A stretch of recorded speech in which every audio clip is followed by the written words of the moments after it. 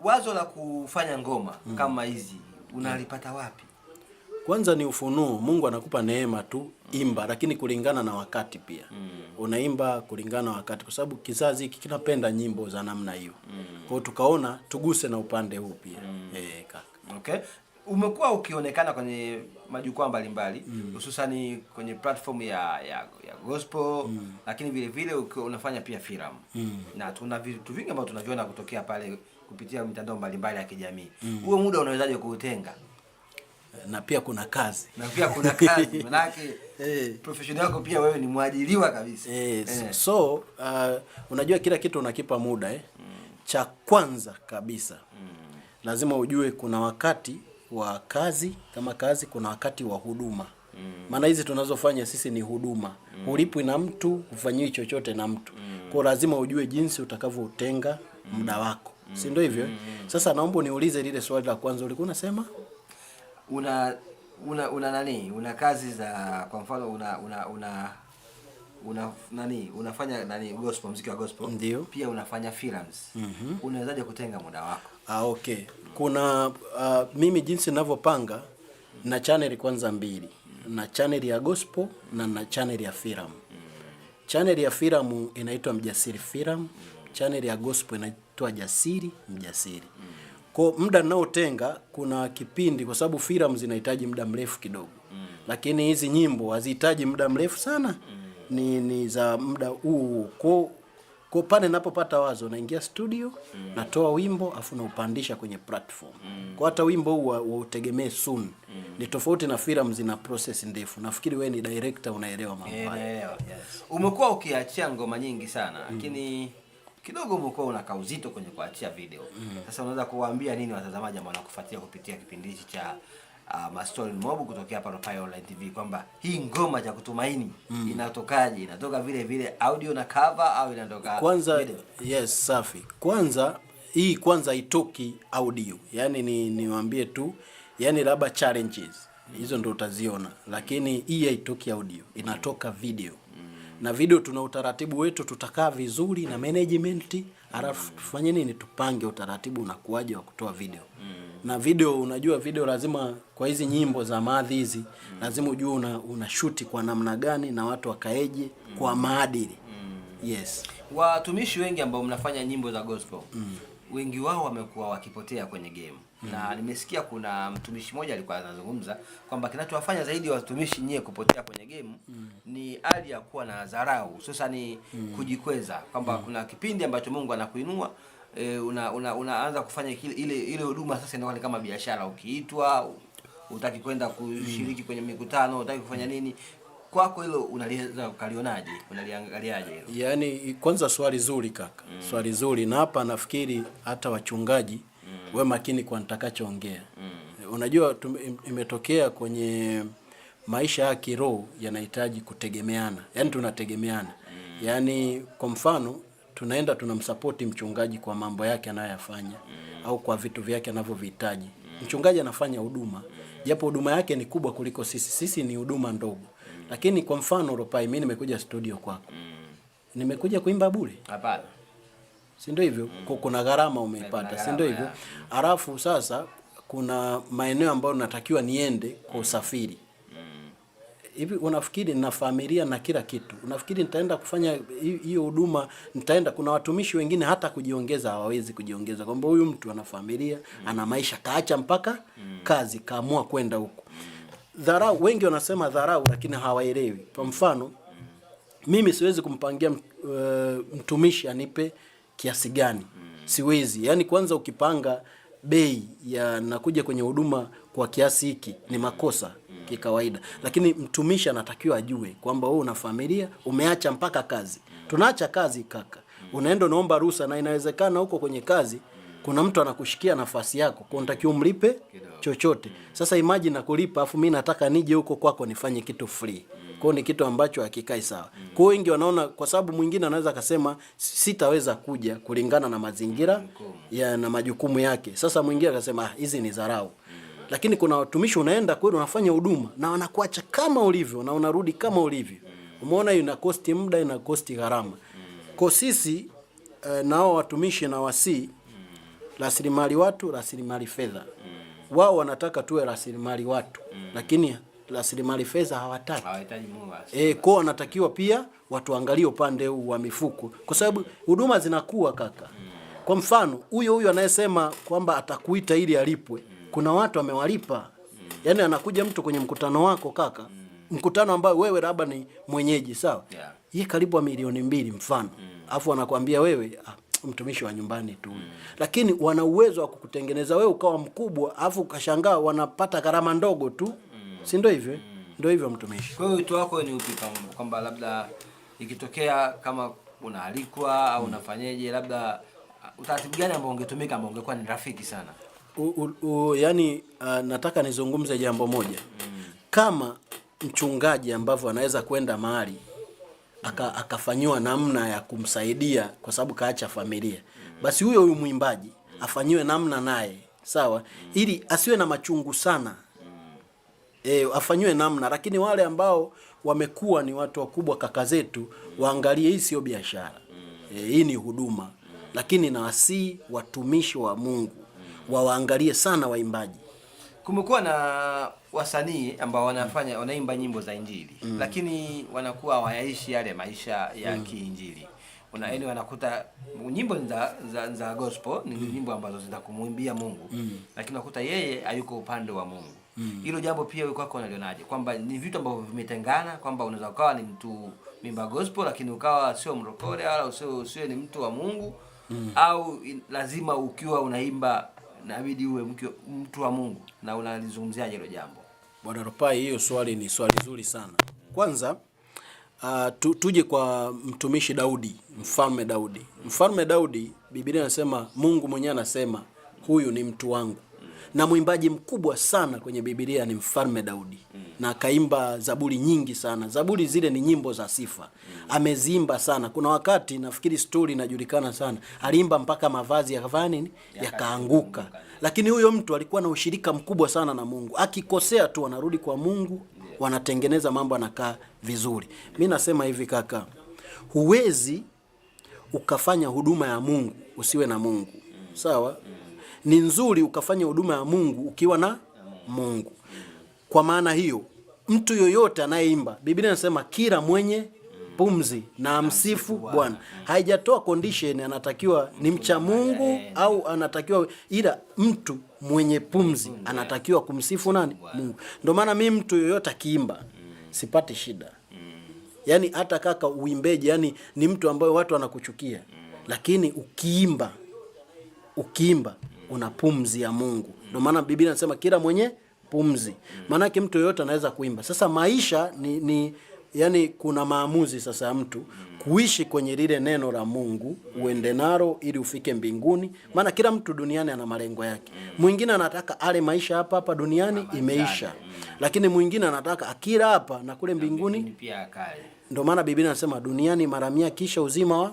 Sasa watu wanataka kupata hapa, kule hawataki. Na kule ndo kuna umuhimu kuliko hata hapa.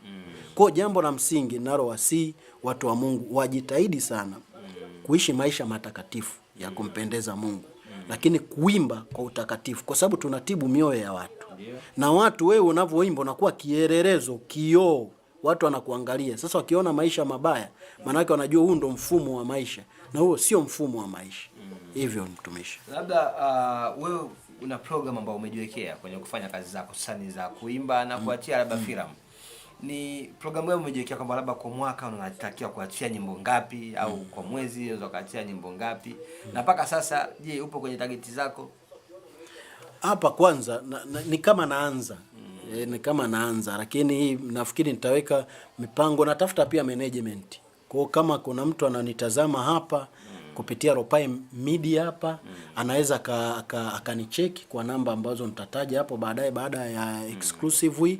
Lakini ni muhimu tukapata management ili tujue wapi tunaenda, kitu gani tunakifanya. Hivyo tu ndugu. Ugumu kwenye kazi zenu sana unakuwa uko wapi? Ugumu wa kwanza ni watu kuto-kujua kile tulichokibeba. Nafikiri mmoja ya mikoa ambayo ni migumu kujua kitu tulichokibeba ni mkoa wa Kilimanjaro. Kwa Kilimanjaro support yao ni ndogo sana. Yaani ni ndogo, ambacho kiasi kwamba wasanii wengi wa Kilimanjaro wana struggle na wanafanya vitu bora sana. Iwe wasanii wa filamu au wasanii wa nyimbo za injili au nyimbo. Huwa wana struggle sana. Kwa nini? Kwa sababu watu hawaamini, kwa hawezi kuwekeza fedha. Yaani kwa mfano mtu anawaza, yani yuko radhi, kwa mfano hapa yuko radhi kumleta msanii mkubwa kutoka nje wa milioni 40, lakini hayuko tayari kuwekeza milioni 10 kwa kijana ambaye baadaye anaweza akaja kumtumia. Kwa ugumu tunaopata, ugumu wa kwanza ni watu kutokutuamini. Maana kama wangetuamini wangewekeza kwetu. Lakini kwa sababu inaonekana kutuamini ni kudogo, alafu hawaoni faida kama wanaweza kuipata kwa waamini hicho. Kwa kitu cha kwanza ndio hicho. Kwenye upande wa serikali labda unaweza ukazungumza nini, kupata nafasi ya kuzungumza na Rais wa Jamhuri ya Muungano wa Tanzania mama yetu Samia Suluhu Hassan, unaweza ukaongea nini juu ya wasanii au tuseme waimbaji wa nyimbo, hususan nyimbo za gospel kwenye upande wako ambapo upo? Cha kwanza nitampongeza rais kwa sababu amefanya kazi kubwa sana ya wasanii, mpaka wana mikopo ya wasanii. Japo mimi bado sijaingia kwenye hizo process. Nafikiri baada ya kumaliza mambo yangu nitaingia kwenye hizo process, lakini ningemshauri kwamba cha kwanza kama serikali tuhakikishe kama unaimba gospel, imba gospel. Usiimbe siasa, usiimbe majungu. Kuna watu wanaweza kaimba gospel lakini siasa kibao, majungu kibao, si ndio hivyo? Kwa hiyo tuimbe, tuelimishe jamii, sio tuimbe kwa ajili ya manufaa mengine. Na kwa upande wa pili naweza nikasema tujitahidi kuimba nyimbo zenye maadili. Kwa serikali tusiharibu hiki kizazi. Kizazi kina wakati mgumu sana kwa sababu ya vile tunavyowamezesha. Unajua nyimbo ni rahisi kumteka mtoto kuliko vitu vingine vyote. Nyimbo, filamu. Ndio maana filamu zinatakiwa zionyeshe maadili. Nyimbo zinatakiwa ziimbe maneno yenye maadili na mavazi yenye maadili, ili kuwa na kizazi ambacho kina maadili mema. Kwa hiyo ningeshauri uendelee kusimamia, kwa sababu bado wameweka BASATA, nafikiri watu wakiimba vibaya wanapelekwa, lakini uendelee kukaza kwamba hii nyimbo, kuna nyimbo zinapita lakini maneno yana ukakasi. Yana ukakasi bado. Kwa hiyo tuwe makini tu hizo. Umeongea swala la kuchanganya nyimbo na siasa, umenifanya nipate mada kidogo. Kumekuwa na watumishi ambao wanatumia jukwaa la lile tuseme madhabahu ya Mungu kuzungumzia masuala ya kisiasa. Je, hivyo ni vitu ambavyo vinafanana ambavyo vinatakiwa vijumuishwe pamoja, au ni vitu ambavyo havifanani? Kwamba ni jukwaa, ni madhabahu ya Mungu, ni madhabahu takatifu, lakini ukuta pale mtu anayetumia ile madhabahu kwa ajili ya kuzungumzia masuala ya kisiasa. Ni vitu vinavyoendana, ni sawa kufanya hivyo, au labda kwa ushauri wako unaonaje kwa mtazamo wako? Unajua watu wanashindwa kutofautisha. Ni kweli huwezi kukimbia siasa. Hata uwe mchungaji huwezi kuikimbia siasa. Ila kuzungumzia siasa ndo tatizo linapokuja.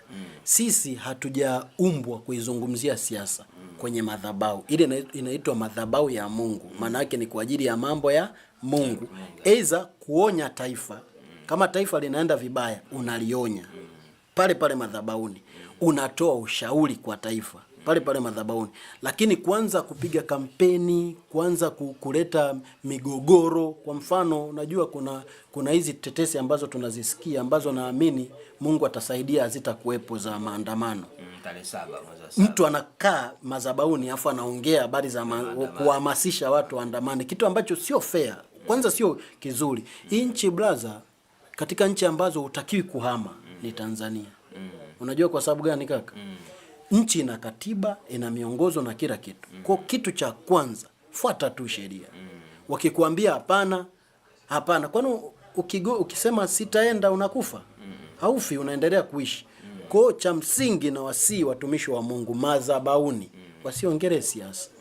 Wasiongee siasa kabisa. Cha msingi kama wanashauri taifa, walishauri. Kama wanakemea, unajua sisi tuna nguvu, tuna uwezo wa kumwambia kiongozi kuna mahali unakosea. Badilisha hivi na hivi. Kama unaona bunge la Marekani juzi wameongea tena, chama chake cha Trump wanaongea kwamba hili jambo la vita sio zuri. Kwa Trump mwenyewe anasikia. Kwa kama wewe unaona kuna jambo ambalo sio zuri, liseme. Madhabahuni unaruhusiwa kusema jambo ambalo sio zuri kwenye nchi. Sizungumzi siasa. Siasa ni ile propaganda ambayo unaamsha hisia za watu kwamba kuna kitu fulani hakifai. Lakini unaweza kushauri kwa upole, kwa upendo, na uzuri saizi rais wetu anafikika. Unaweza ukaenda sehemu ukamwambia tu kiongozi, kuna mambo hajakaa sawa hivi na hivi. Kwa hiyo naomba tu yarekebishe hivi. Ni msikivu, rais atakusikia. Hivyo tu kaka. Kumekuwa na mambo mengi ambayo yanafanyika. Na kwa mfano umezungumzia kidogo swala la bunge la Ulaya. Nikapata kidogo cha kuzungumzia kwenye ukanda huo. Hapa juzi kumekuwa na changamoto kidogo kwenye swala zima la sisi kupewa misaada na mikopo. Ile mabunge ya Ulaya hayo ndio yamezuia sisi tusipate. Wewe kwa mtazamo wako ukiangalia kilichofanyika ni sawa sawa na kile ambacho kinastahili, yani tumepewa ni stahiki yetu? Kwanza unajua nchi zetu hazijazoea kujitawala. Ndio maana kila kitu huwa tunategemea kwa watu. Lakini kama tungekuwa na ile mifumo, nafikiri saizi kuna mifumo hii ya shule. Unajua nchi inaanzia chini. Hii mifumo kibadilisha vizuri kwa wajengea uwezo vijana wa kujitawala. Unajua kuna nchi ni nchi ambazo ukienda direct kwenye nchi zao kaka, ni nchi ambazo zinajitawala. Yaani kwa mfano Warusi unaona tu kabisa wao wameamua kusimama kama wao. Unaona hivi. Au unaona kuna nchi hata hizi Marekani zamani zilitawaliwa kaka. Lakini wakaanza kufuma system zao. Baadaye wakaonekana ndo taifa ambalo linaweza kutawala dunia. Sasa niseme hivi, viongozi wetu wanafanya kazi nzuri ya kuweka mazingira mazuri. Unajua kaka, nchi kukiwa na migogoro, sawa, tunapaswa sisi kukaa kuzungumza. Kaka, hamna kitu kibaya kama wewe unapigana na mkeo. Sawa, afu anakuja jirani kusuruhisha. Wakati kuna vitu mtakiwa mmalize huku. Umeona? Unawezekana ukashangaa swala la pale ni wewe tu kulala na socks kwenye kitanda. Sawa? Kuna haja ya jirani kujua jirani analala na socks. Malizeni ndani. Sasa ubaya ni kwamba nje wanatamani kujua chumbani mnafanya nini? Ndo watu wa nje. Umeona? Kwa sisi tunachotakiwa kufanya ni kusimama imara. Kama nchi, kwanza kuunda mifumo ili baadaye tuje tujitegemee. Ni kweli hatutajitegemea 100%, hatuwezi kujitegemea 100%, lakini itakuwa at least kuonyesha kwamba umeona kwa mfano wale wanaitwa Burkina Faso wale wa Traore. Unaona kabisa hii nchi imeamua kukaa mfumo wake. Sasa sisi tuna uwezo kwa sababu kwanza mfumo wetu ni wa ujamaa. Zamani Nyerere alitupa ujamaa na kujitegemea. Kwa nchi yetu ina uwezo kwa sababu ina kila kitu. Unajua kaka, mimi nikwambie, wale ndugu zetu kule wanasema wanazuia misaada, lakini kuna misaada wanatutegemea. Kuna vitu wanataka. Kwa sisi tukiwa tunagombana wanasema furaha ya kunguru ni panzi wanapopigana, si ndio hivyo? Sasa sisi tunapigana humu ndani, kuna furaha ya kunguru kule. Kwa hata akija kukupa msaada na kuchapa, yani anakupa kwa mateso. Umeona? Kwa sisi cha msingi ni kwamba tujitahidi kuwa wamoja, tukae chini tuzungumze, mambo yaishe. Kwa sababu hakuna chini ya jua ambacho hakiwezi kuzungumzwa. Kwa wakae tuzungumze, tuliziane, yaishe. Kwa mimi ningekuwa hata kiongozi wa serikali, ningewasihi kwamba jambo la kwanza ni sisi kuzungumza. Siri za ndani usizitoe nje. Umeona? Najua kuna watu wanapewa chochote.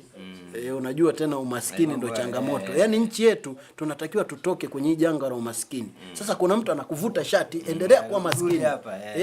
Uwezi kutoka. Sasa ndo shida inapotokea hapo. Kwa hiyo nacho si ndo hicho kaka. Na safari unaona kidogo kwenye siasa kidogo una uchambuzi. Napenda. Na umenivutia kidogo kuzungumzia hilo jambo kidogo. Kuna jambo la safari ya mama kwenda Urusi. Ndio. Na kwenda ikaonekana baadhi ya watu wakasema kwamba mama baada ya kuona vimeshindikana kwenye misaada na nini anaingizwa vikwazo, ameona akimbilie Urusi. Kwenye hilo jambo unaweza kaliona kwa undani gani? Kaka, hilo ni swala zuri. Ukiona kuna mlango mmoja umefungwa, unaenda kufungua wa pili. Je, wa pili unafunguka unatoka. Yaani kwenye maisha unatakiwa uwe na alternative. Yaani lazima uwe na alternative. Dunia, unajua ndio maana anasema dunia ni nini? Ni kijiji. Kijiji manake kuna vijiji viko vingi. Ni wewe sasa. Ukiamua kukaa kako kibaniwa huku, unaenda upande wa pili. Kwa mimi nampongeza rais kwa kuchukua nafasi ya kwenda upande wa pili kutafuta neema nyingine. Kwa hiyo mimi nimependa hiyo. Kwa hiyo nampongeza sana. Ni jambo zuri sana. Alafu kaka, huko namtafutia nani? Anamtafutia nani? Ni sisi. Ni sisi ili sisi maisha yaendelee vizuri. Alafu unakuja unamcrash. Naambia hapana, sisi hatutaki kula. Yaani sasa unapewa chakula na kijiko alafu naambia achana na mimi. Na una njaa mwanangu, alafu baadaye unalalamika njaa. Unatakiwa upigwe vibao kwa sababu huna shukrani. Kwa hiyo napongeza mimi kwa kuenda kutafuta namna nyingine. Hata mimi ningekuwa kiongozi bado ningetafuta alternative. Lazima utafute alternative ya watoto wako. Watoto wanakufa njaa alafu unasema ile kile chakula alichoniletea ule jirani sili. Umeona? Una njia nyingine ipi? Huna. Unakuwa kiburi, unakufa maskini. Huo ni ujinga mwanangu. Wanasema stupidity. Sasa ongea kwa lugha ya ukali kidogo. Na mpenzi mtazamaji na mfuatiliaji wa Ropai Online TV, niko na Jasiri Mjasiri. Naweza nikasema hivyo, ni mwimbaji wa gospel lakini vile vile ni mwigizaji wa filamu na anafanya vizuri sana kwenye sekta hiyo, lakini pia ni mlokole, mtumishi wa Mungu kabisa. Anasali kwenye kanisa fulani la vijana. Sasa inaitwa nini? Tanzania Assemblies of God, KRT. Sasa labda turudi sasa kwenye pointi yetu ambayo kwa tunazungumzia swala zima la sanaa. Nashukuru sana kwa sababu tumezungumzia pia na mambo ya kitaifa. Maana sisi pia ni wa taifa. Wa Tanzania tuna haki ya kujua mambo ambayo yanaendelea kwenye taifa letu. Basi tukirudi kwenye engo yetu kwamba sasa unaweza kuzungumziaje mwishoni ambapo tulikuwa tunaenda mwishoni wa kipindi chetu, tunazungumziaje swala zima la kazi zako na namna ambavyo muundo wake na namna gani watu ambao wanaweza kaipokea kazi zako na namna gani wanaweza kuzipata kazi zako kwenye mitandao ya kijamii. Okay, cha kwanza mimi naitwa Jasiri Mjasiri. Napenda kujitambulisha hivyo kwa sababu ndo jina langu limefahamika kwenye sanaa. Jasiri Mjasiri. Ukienda TikTok, YouTube, Instagram na maeneo mengine unalikuta hivyo Jasiri Mjasiri. Na namba yangu naweza kuitaja hapa. Namba yangu ni 07 57715724 0757715724. Hii namba unaweza kupiga au katuma message, lakini kama una support au unataka kuwa manager kwenye mambo yangu ya sanaa, huduma yangu ya sanaa, unakaribishwa. Nafikiri pia ni win-win situation. Yaani win-win. Na mimi nitafaidika na wewe utafaidika. Kwa hiyo ndio hivyo ndugu yangu. Kuna siri kidogo ya jina hapo.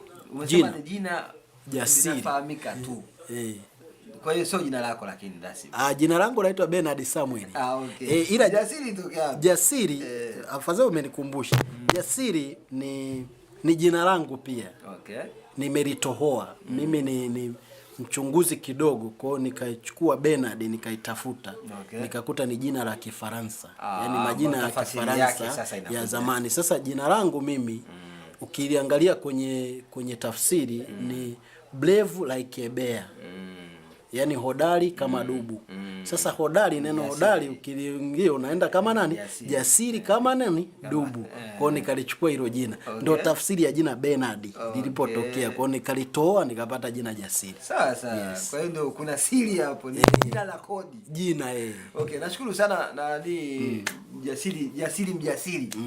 Cha mwisho ambacho labda unajua unakuta ukawa na jambo la mwisho ambalo hujamwambia mtu ama ungependa kumwambia mtazamaji, labda mimi bwana ni 1 2 3 4 5 6. Cha mwisho kabisa.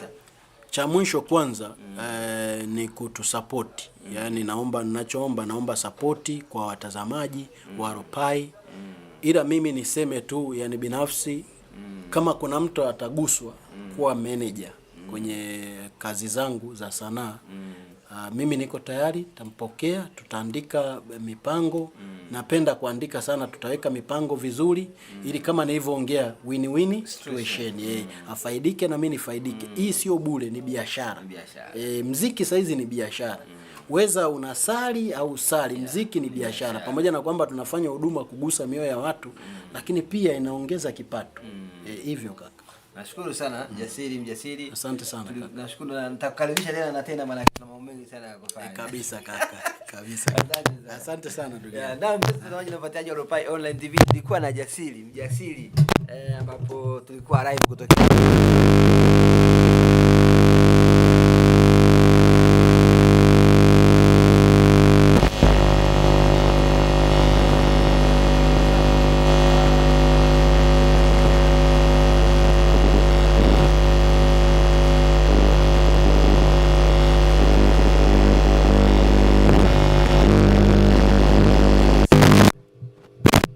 kukaribisha next time kwa ajili ya kupata comment.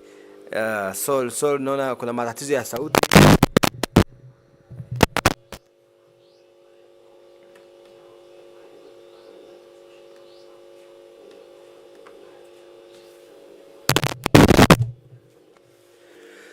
Sol kidogo naona kuna matatizo ya sauti. Lakini ili tulikuwa tukiongea na Jasiri muda wote huu. Jukumu lako ni moja tu, mpenzi mtazamaji na mfuatiliaji wa Ropai Online TV, ni kusubscribe, kulike, share na comment Ropai Online TV. Lakini nimeona comment yako ya Richard Samuel, sio kwamba unazungumza kwamba Ropai bwana mpo juu, na Jasiri pia anafanya kazi nzuri sana, namfuatilia, ingawa kuna muda kama vile simuelewagi, mara anacheza comedy, mara anacheza nani. Sawa, hayo ni mambo mengine tutazungumza wakati mwingine. Lakini nikwambie tu mpenzi mtazamaji na mfuatiliaji wa Ropai Online TV, jukumu lako ni moja, kusubscribe, kulike, share na comment Ropai Online TV. Muda wote tulikuwa kwenye Ropai Studio Section na nilikuwa na Mjasiri kutokea hapa Ropai Production, studio zetu za Ropai Online TV na Ropai Update. Basi kana sisi na ukae na sisi siku zote, tunakuja live siku zote kupitia Ropai Update. Why? Ciao.